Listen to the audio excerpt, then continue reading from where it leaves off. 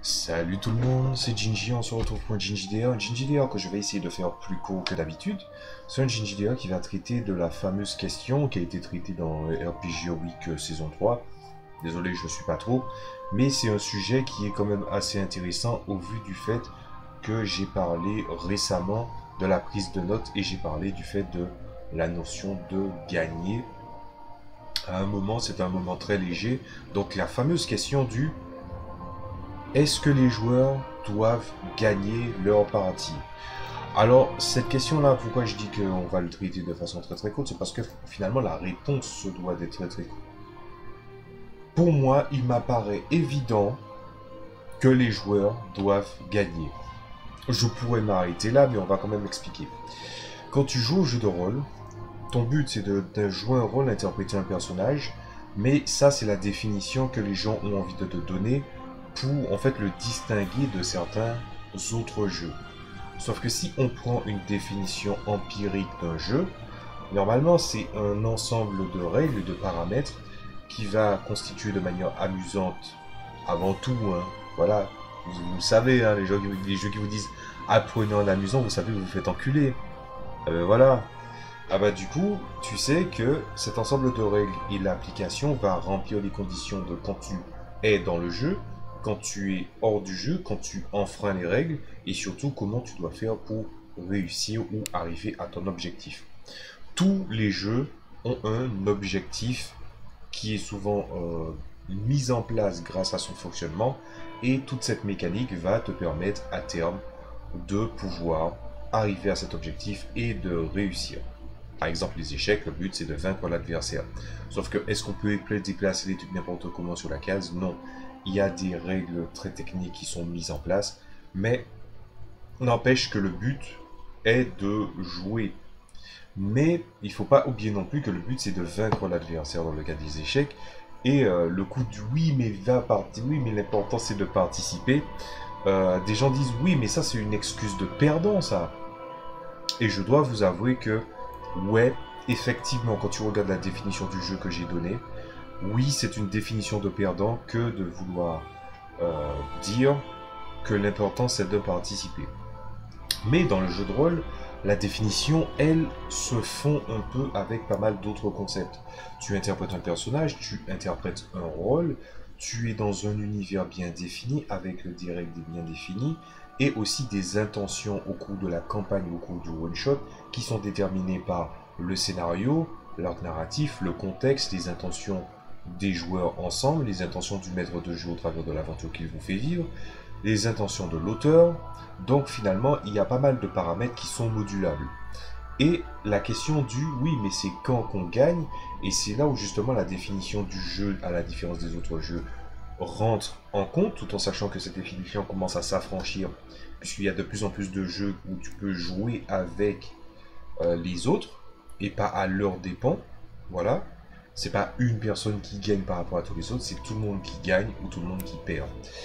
Et moi, je pense récemment à ce truc-là parce que c'est un truc qui est arrivé récemment ces dernières années, c'est la notion d'escape game. Les escape games. Est-ce que tu vas participer à un escape game dans le but de participer? Il existe plusieurs profils de personnes qui vont jouer à un escape game, mais avant tout, le but c'est de gagner tous ensemble en faisant une série d'énigmes qui va vous permettre de vous en sortir. Et le principe de l'escape game, même si je n'ai jamais essayé, ça a l'air excellent. Mais imaginez que vous payez un endroit ou que vous mettez de l'intensité dans quelque chose pour que finalement ça ne paie pas. Est-ce que le travail fourni est une conclusion en soi? C'est pas dit. La grande conclusion, c'est comment on finit. Vous imaginez, vous payez un escape game, vous gagnez pas. Ça, c'est possible, hein. Ça peut être un défi. Et après, ils se disent non, mais on va le refaire. Mais imaginez que vous avez une journée escape game et que tous les moyens étaient mis en place pour que voilà, le truc il était facile ou difficile, on ne sait pas. Mais que finalement, vous vous dites non, mais voilà, l'important c'est de participer. Alors, il y a des gens qui vont pour participer aussi. Et justement, j'ai parlé de ça également, le fait qu'il y a des gens qui veulent jouer avec des personnes parce qu'ils veulent être avec leurs potes plus que d'être dans le jeu et du coup ils sortent du jeu. Donc dans l'escape game ça n'échappe pas, ça arrive aussi.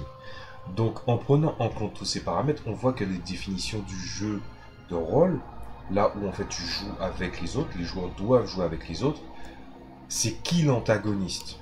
Des gens diront c'est le MJ, et des fois dans le jeu de rôle c'est le MJ. Le MJ va proposer un défi, une aventure, et pour lui son aventure c'est une espèce de projection, une entité polymorphe qui à chaque session se représente sous la forme du maître de jeu. C'est une façon de faire que je comprends, que je respecte, mais que je n'applique pas. Quand je fais jouer au jeu de rôle, ma notion d'adversité que je projette en tant que maître de jeu doit être dissociée de la création et de la modification de la structure de l'univers. Donc, est-ce que ça suffit à justifier de dire que oui, les joueurs, est-ce qu'ils doivent gagner? Je pense que c'est plus que suffisant pour dire que les joueurs doivent gagner. Ils ont une aventure, ils ont quelque chose à faire, ils ont un but, ils se rassemblent malgré le fait qu'ils sont dans un groupe. La plupart du temps dans les jeux, hein, on va prendre encore D&D comme exemple, mais c'est encore ce fameux exemple où finalement on se retrouve dans un groupe composé de diverses personnes. Votre groupe est beaucoup plus... c'est hétérogène, c'est ça, votre groupe est beaucoup plus varié. Et qu'est-ce qui finit par se passer? C'est que finalement, vous êtes déjà une espèce d'entité anormale dans ce monde. Parce qu'à la fois, vous êtes dans ce monde, mais vous n'êtes pas les autochtones de ce monde-là, même avec vos personnages. Peu importe si vous connaissez l'histoire du multivers dans lequel vous êtes. Et malgré tout ça, malgré vos différends, malgré les conflits, malgré ce qui est présenté dans les règles, malgré de nombreux principes, vous êtes ensemble avec un but précis. Et la raison de la légitimité à rester ensemble dans le groupe peut être un prétexte. Mais ce prétexte peut devenir quelque chose de beaucoup plus grand dans le jeu de rôle. C'est pour ça que le El Famoso, vous commencez dans une taverne, n'est pas déconnant. Il y a des gens qui font toute une vidéo là-dessus. Je pense pas que je fais une vidéo là-dessus. C'est un point de départ. Mais est-ce que ce point de départ va finir par raconter le présent de votre personnage? Non. Le futur non plus. D'autant plus qu'avec le jeu de rôle, on a bien vu il y a quelques vidéos de cela que créer le background de son personnage, bah, c'est finalement quelque chose qui est assez contre-productif, surtout quand la personne ne connaît pas l'univers, et même connaître le genre ou les codes ou les gimmicks d'un univers ne suffit tout simplement pas. Donc quand tu prends tous ces aspects mis en compte, au fur et à mesure du voyage, vous finissez par interagir, par voir vos limites, à voir ce que vous acceptez, ce que vous n'acceptez pas, en dehors évidemment du cadre, du cadre entre joueurs où vous avez décidé de qu'est-ce que vous voulez ou pas, la sécurité émotionnelle et ce genre de choses-là. Et finalement, tous ces paramètres sont là pourquoi? Pour pouvoir raconter une histoire, pour vous présenter un défi, car, rappelez-vous, la machinerie du jeu de rôle, c'est l'adversité. Ça et pas autre chose. Voilà. Il n'existe pas de jeu où en fait tu fais un truc, tu dis un truc et puis après oui tu le réussis. Il n'y a pas de force à côté ou en face. Vous voyez où je veux en venir? Et quand tu prends tout ça en compte, bah tu te dis, les joueurs, quand on leur donne, que ce soit en one shot, que ce soit en campagne, que ce soit une partie comme ça, mais pas spécialement un one shot, mais c'est genre un coup d'essai, il y avait un but que vous vous êtes fixé ou un but que le MJ a fixé pour vous, ou voire même avec un commun accord. Et que tu réussisses ou pas, aventure il y a.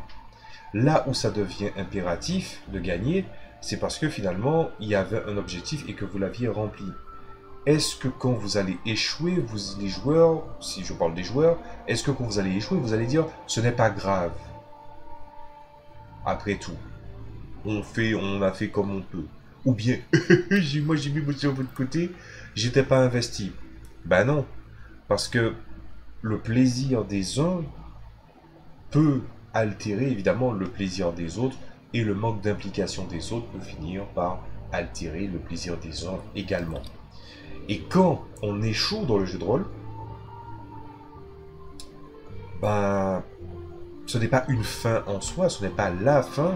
L'ultime fin n'est jamais que la fin de la campagne, la fin du one-shot, le one-shot où finalement le truc s'est mal passé, ou encore le fait que des gens décident de quitter la table et puis ils se disent non mais c'est de la merde, on laisse tomber. Mais quand tu échoues à un scénario, donc finalement quand tu perds, et non pas quand tu abandonnes, est-ce que c'est la fin? Non, ce n'est pas la fin. Ça veut juste dire que cette fin aura des répercussions, et surtout si vous êtes en campagne, ça va être un prétexte pour commencer les aventures, mais surtout vivre les conséquences de votre échec. Donc est-ce qu'il est impératif que les joueurs gagnent? La réponse est oui, et ils doivent tout faire pour pouvoir y arriver. Mais par contre, s'ils échouent, ils ne doivent pas nécessairement relativiser, ils doivent voir le truc beaucoup plus simplement que ça, ils doivent se dire, on n'a pas réussi, voici les conséquences.